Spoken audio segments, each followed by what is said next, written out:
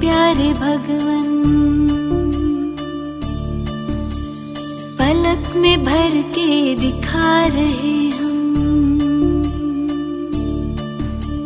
फलक से हम यही गा रहे। कराने वाला करा रहा है, करनहार हम किए जा रहे। झलक तुम्हारी ओ प्यारे भगवन, पलक में भर के दिखा रहे हम, फलक से हम यही गा रहे। कराने वाला करा रहा है, करनहार हम किए जा रहे। करनहार हम किए जा रहे। ओ झलक तुम्हारी ओ प्यारे भगवन।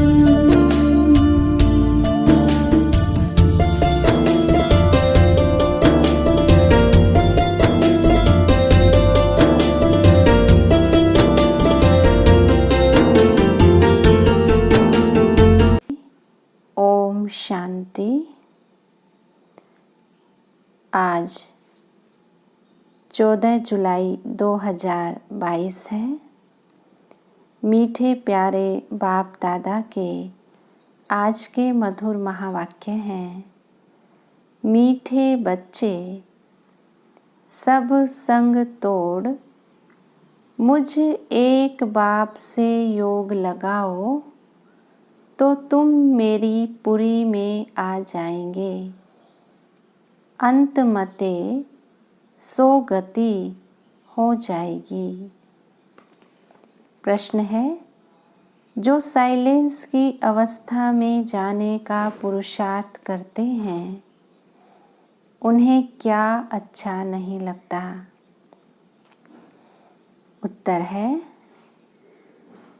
उन्हें घड़ी का आवाज़ भी अच्छा नहीं लगता, क्योंकि स्वदेश इनकॉर्पोरियल वर्ल्ड में कोई भी आवाज़ नहीं है। इसलिए तुम वाणी से परे जाने का पुरुषार्थ करते हो। तुम्हें अशरीरी हो अपने स्वधर्म में टिकना है। बाबा के देश को बाबा सहित याद करना है। गीत है, भक्तों की फरियाद सुनो।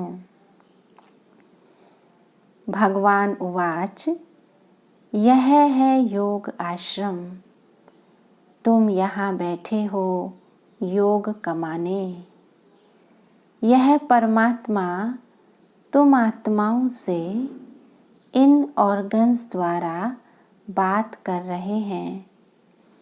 तुम आत्माएं अभी किसकी याद में बैठे हो? आत्मा कहती है, अहम आत्मा तत्वम। हम सब आत्माएं उस परम पिता परमात्मा की याद में बैठे हैं। यह योग किसने सिखाया? भगवान उवाच, मैं सभी आत्माओं का पिता हूँ अथवा फादर हूँ। मैं इस शरीर द्वारा तुमको योग सिखलाने के लिए टीचर बना हूँ।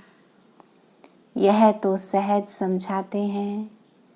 कहते हैं, जब जब अति धर्म ग्लानि होती है, तब मैं आता हूँ।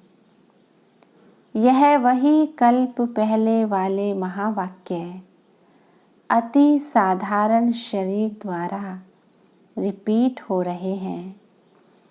कहते हैं, कल्प पहले भी यही महावाक्य उच्चारे थे, जिसकी गीता बनी हुई है। तो जब धर्म ग्लानि होती है अथवा अनेक धर्म आए उपस्थित होते हैं और देवता धर्म का एकदम नाम निशान गुम हो जाता है, देवता धर्म वाले अपने को हिंदू कहलाने लग पड़ते हैं। भल पूजते देवताओं को हैं, लेकिन कहलाते अपने को हिंदू हैं। जैसे देवता धर्म के बदले हिंदू धर्म रिप्लेस हो जाता है, इसको कहते हैं धर्म ग्लानि।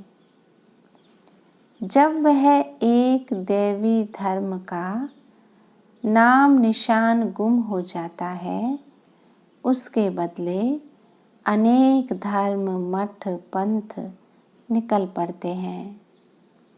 यही कल्प पहले वाली गीता फिर से रिपीट हो रही है। यह भगवान वाच, दूसरा तो कोई कह नहीं सकता। वही आकर फिर वही गीता के महावाक्य रिपीट कर रहे हैं। यह महावाक्य और कोई शास्त्रों में नहीं है, गीता में है भगवान वाच। भगवान खुद समझाते हैं, कहते हैं जब अनेक धर्म हो जाते हैं, कलयुग की अंत आकर पहुँचती है, तब कल्प के संगम पर मैं आता हूँ। क्योंकि कलयुग को कहा जाता है तमो प्रधान, सतयुग है सतो प्रधान, जहाँ परमपिता परमात्मा का गॉड गॉडेस राज्य अथवा देवी देवताओं का राज्य चलता है। वह भी इस ही स्टेज पर चलता है। वैकुंठ कोई दूसरी जगह नहीं है। इस ही भारत में देवी देवताओं का राज्य था, जो अब प्रायः लोप हो गया है। परमात्मा को कहते हैं गॉड इज नॉलेजफुल। वह एक ही ज्ञान का सागर, आनंद का सागर, सुख का सागर है। उसके सिवाय और कोई में गॉडली ज्ञान है ही नहीं, तो दूसरा कोई को ज्ञानी कैसे कह सकते हैं। वह कहते हैं कि यह नॉलेज देने के लिए मुझे ही आना पड़ता है।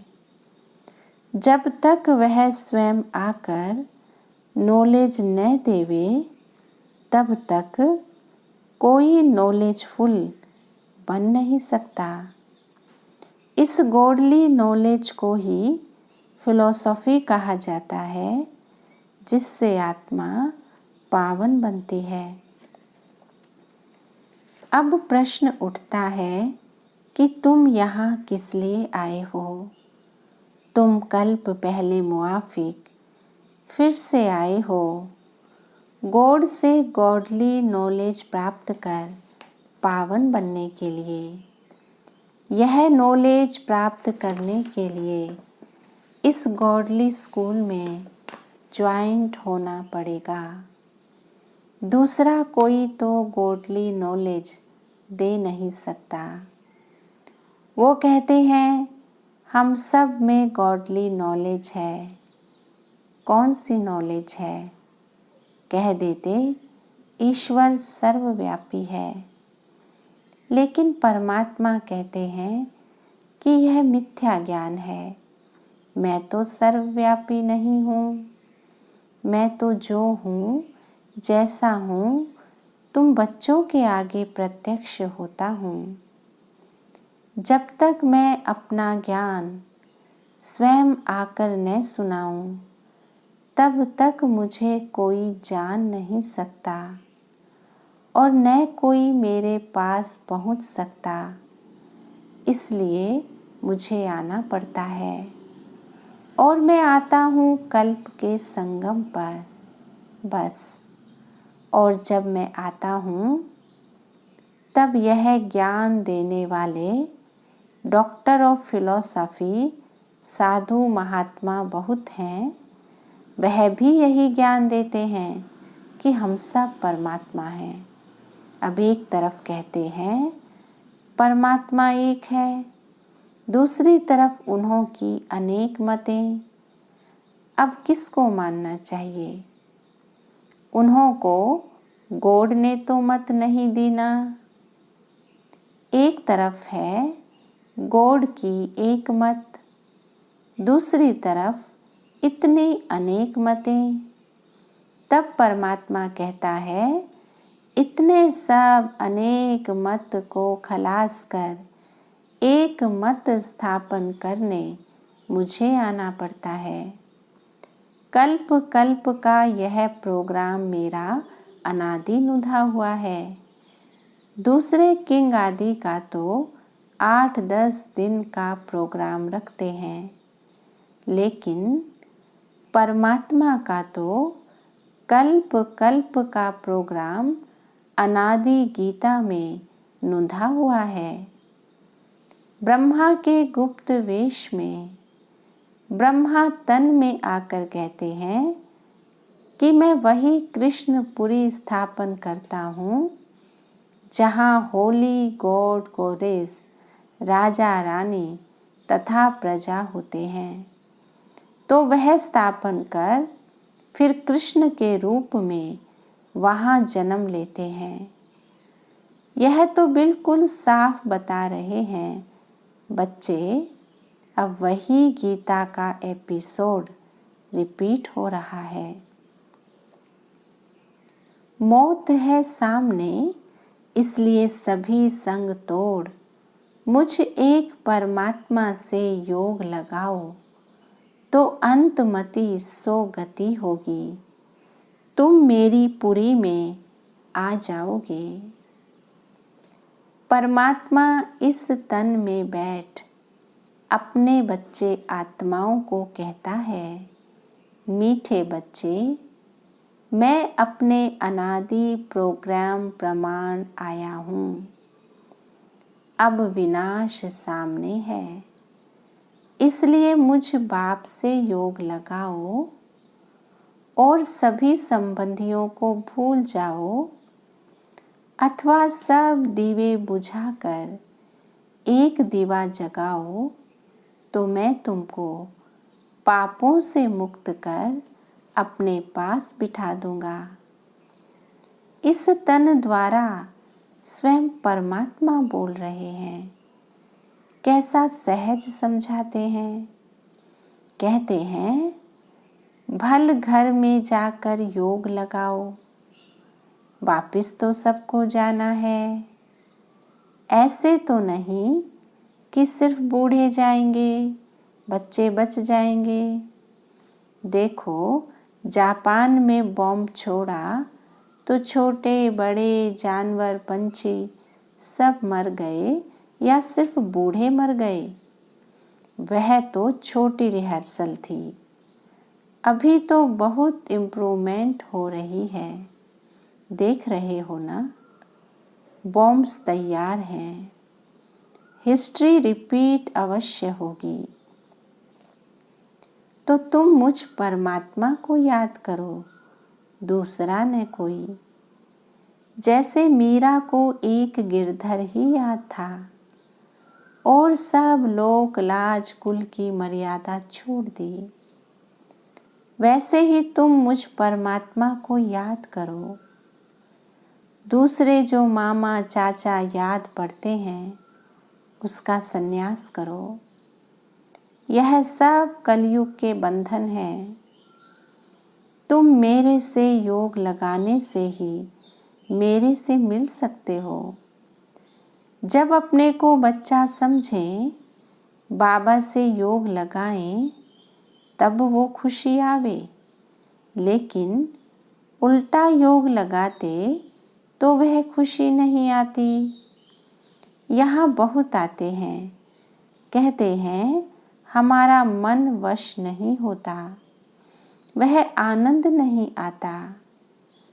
अब आनंद का सागर तो परमात्मा है, उनसे योग लगाते नहीं तो आनंद कैसे आएगा? पास्ट कर्मों अनुसार सबको अपनी अपनी बुद्धि मिली हुई है, इसमें परमात्मा क्या करे? परमात्मा तो सबको इकट्ठा पढ़ाते हैं। कोई तो यहाँ ही पढ़कर फिर पढ़ाने लग पड़ते हैं। कोई तो पहली पोथी में ही मुझे हुए हैं। तो यह भी बुद्धि का चमत्कार है। क्लास में भी कोई पहला नंबर आते, कोई फेल होते हैं। क्यों? क्योंकि बुद्धि पर सारा मदार रहता है। इसमें परमात्मा क्या करे? सबकी तीक्ष्ण बुद्धि करे तो सभी पहला नंबर आ जाए। जब कोई पर ग्रहचारी होती है तो कितनी भी दवाई करो उसका असर नहीं होता, और जब उतरने का टाइम आता है तो मिट्टी चपटी से भी बीमारी ठीक हो जाती है। तो जब समय आएगा तो ये पॉइंट्स भी किसकी बुद्धि को टच हो जाएंगी। अभी कई नहीं सुनते हैं, आगे चल सुनने लग पड़ेंगे। इसमें हमको राजी रहना पड़ता है। परमात्मा के आने जाने ज्ञान सुनाने की गति ही न्यारी है। अब दूसरी मुरली है। ओम शांति। घड़ी का भी आवाज नहीं चाहिए, क्योंकि अभी हमारी वानप्रस्थ अर्थात वाणी से परे अवस्था है। हम वाणी से परे जाते हैं इनकॉर्पोरियल वर्ल्ड, जहाँ आत्माएं रहती हैं। वहाँ वाणी नहीं है, सुप्रीम साइलेंस है। तो इस साइलेंस अवस्था में पहुँचने का पुरुषार्थ करते हैं, इसलिए आवाज़ अच्छा नहीं लगता। उस स्वदेश में आवाज़ नहीं होता है, इसलिए वानप्रस्थ अर्थात वाणी से परे जाने के लिए हम पुरुषार्थ करते हैं। वानप्रस्थ का अर्थ ही है निर्वाण देश में जाना, जहाँ हम तुम और सारी दुनिया की सोल्स निवास करती हैं। यह कॉर्पोरियल वर्ल्ड तो है पार्ट बजाने के लिए स्टेज, बाकी बिगर पार्ट वहाँ स्वीट साइलेंस होम में जाकर निवास करते हैं। यह साकार खेल चलता है आकाश तत्व में, और आत्माओं का देश है मह तत्व। वह बहुत दूर देश है। तो जो उस साइलेंस देश से योग लगाए बैठते हैं, उनको घड़ी का आवाज़ भी अच्छा नहीं लगता। इसको कहा जाता है अपने असली स्वधर्म में टिकना अथवा अशरीरी हो रहना, अर्थात अपने बाबा के देश को बाबा सहित याद करना। क्योंकि अपना बाबा है उस दूर देश का रहने वाला, वहाँ से आता है इस पराये देश में। पराये देश में क्यों आता है? अपनी बादशाही स्थापन करने, और गुप्त वेश में आता है। उनका पार्ट है इनकॉग्निटो।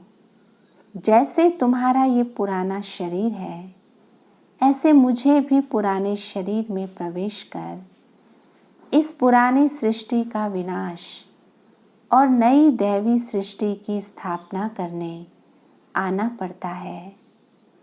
तो पुराने घर में जो आएगा तो जरूर शरीर भी पुराना लेना पड़ेगा ना। यहाँ नया दिव्य शरीर आए कहाँ से? तो वो भी है इनका पुराना तन, जिस तन से श्री कृष्ण की राजधानी स्थापन करते हैं। तो इनके पास जो आते हैं उनको पहले साक्षात्कार भी उस वैकुंठ का होता है। वैकुंठ की बाल लीला रास लीला देखते हैं अथवा विष्णु का साक्षात्कार करते हैं, क्योंकि अगर सुप्रीम सोल का साक्षात्कार कराएं तो वह समझ नहीं सकेंगे कि यह क्या चीज़ है, क्योंकि उस बाप का तो कोई को पता नहीं है कि यही परमात्मा है। भल पूजा करते हैं लेकिन जानते कोई नहीं।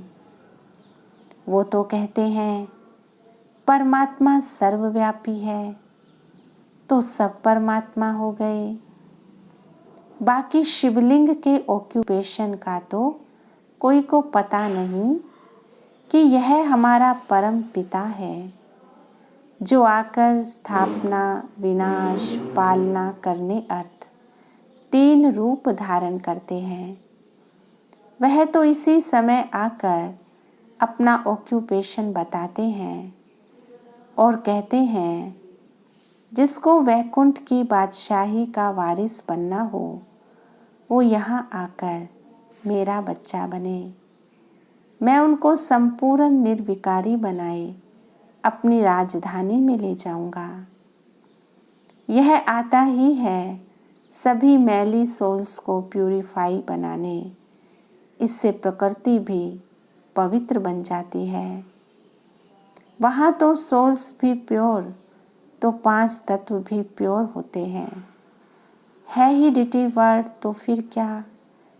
इस समय वह डिटिज्म की फिलॉसफी गुम हो गई है। कोई को पता नहीं कि डिटी वर्ड भी यहाँ थी। वो समझते हैं कि ऊपर आकाश में कहाँ देवताएं रहते हैं, लेकिन उनके चित्र यहाँ हैं, हिस्ट्री यहाँ है, तो ज़रूर यहाँ हो गए हैं। ये दुनिया तो सदा चलती रहती है, प्रलय तो कब होती नहीं। जब विनाश हो जाता तो सभी सोल्स चली जाती हैं, बाकी दैवी धर्म यहाँ स्थापन हो जाता है। जैसे अनाज होता है तो सब नहीं खाया जाता है, बहुत खाया जाता है, थोड़ा बहुत बचाया जाता है बोने के लिए।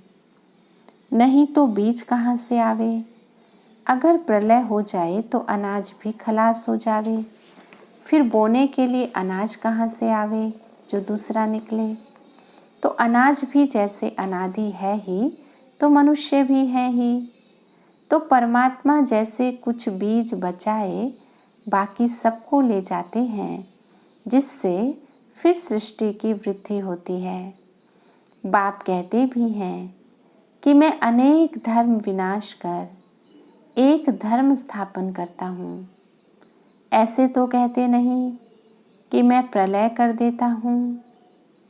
यह सबका अंतिम जन्म है, फिर मृत्यु लोक में कोई का जन्म नहीं होगा, सब चले जाएंगे।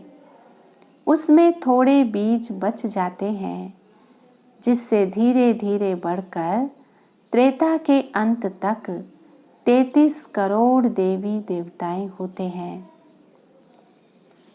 फिर दूसरे धर्म नंबरवार आते जाते हैं, उनमें भी ऐसे ही धीरे धीरे वृद्धि होती जाती है। यह ड्रामा का राज भी तुमको ऑलमाइटी बाबा ही आकर बताते हैं, इसलिए इसको कहा जाता है गॉडली नॉलेज। दूसरा कहीं भी यह नॉलेज तुमको नहीं मिलेगी। भल कितना भी घूमो, किसको इस नॉलेज का पता ही नहीं है। वो बस इसी समय ही तुमको यहाँ मिल सकती है। परमात्मा यहाँ दैवी सिजरा बना रहे हैं। परमात्मा कहते हैं अगर तुम्हें उस रॉयल घराने में आना है तो अपना सब मेरे हवाले कर दो, तो मैं उसे प्यूरिफाई बनाए वैकुंठ में रिटर्न कर दूंगा। ये तो जानते हो बाबा अभी आए हैं, फिर कल्प बाद आएंगे, घड़ी घड़ी तो नहीं आएंगे। कहते हैं बच्चे हम आए हैं तुमको स्वच्छ होली बनाने, वाइसलेस को ही होली कहा जाता है। बाकी ये जो बीड़ी सिगरेट शराब आदि पीते रहते हैं उनको होली नहीं कह सकते। तुमको तो बाबा शिक्षक बनकर पढ़ाते भी हैं, तो बाप बनकर संभाल भी करते हैं।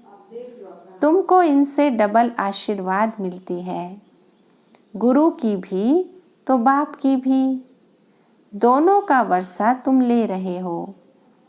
वो ऑलमाइटी बाबा इस तन द्वारा तुम्हारी स्थूल सूक्ष्म परवरिश करते रहते हैं। इसलिए कहते हैं कि इसके हवाले कर दो, तो ज्ञान अमृत से पवित्र बनाए अपने साथ ले चलूँगा। इसे ही कहा जाता है जीते जी मरना। लेकिन यह तो बहुत मीठा मौत है जो अपने असली बाप की गोद में आ जाते हैं। कितना अच्छा समझाएं, कितना समझाएं, फिर भी कह देते हैं मन मना भव मध्याजी भव। अच्छा, मीठे मीठे सिके लधे बच्चों प्रति मात पिता बाप दादा का याद प्यार और गुड मॉर्निंग। रूहानी बाप की रूहानी बच्चों को नमस्ते। हम रूहानी बच्चों की रूहानी बाप दादा को याद प्यार गुड मॉर्निंग और नमस्ते बाबा नमस्ते। धारणा के लिए मुख्य सार। पहली पॉइंट, अपने असली स्वधर्म में टिक अशरीरी बन। बाबा के देश को बाबा सहित याद करना है, साइलेंस में रहना है। दूसरी पॉइंट, रॉयल घराने में आने के लिए अपना सब कुछ बाप हवाले कर प्योरीफाई बनना है। आज वरदान है, बाप द्वारा प्राप्त हुए सर्व खजानों को कार्य में लगाकर बढ़ाने वाले ज्ञानी योगी तू आत्मा भव। बाप दादा ने बच्चों को सर्व खजानों से संपन्न बनाया है, लेकिन जो समय पर हर खजाने को काम में लगाते हैं उनका खजाना सदा बढ़ता जाता है। वे कभी ऐसे नहीं कह सकते कि चाहते तो नहीं थे लेकिन हो गया। खजानों से संपन्न ज्ञानी योगी तू आत्माएं पहले सोचती हैं फिर करती हैं। उन्हें समय प्रमाण टच होता है, वे फिर कैच करके प्रैक्टिकल में लाती हैं। 1 सेकंड भी करने के बाद सोचा तो ज्ञानी तू आत्मा नहीं कहेंगे। स्लोगन है, स्वभाव और विचारों में अंतर होते हुए भी स्नेह में अंतर नहीं होना चाहिए। ओम शांति।